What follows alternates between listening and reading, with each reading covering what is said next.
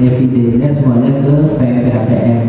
Jadi sekarang untuk berita acara nanti jadi langsung diganti ke catatan temuan di PMP-ATM.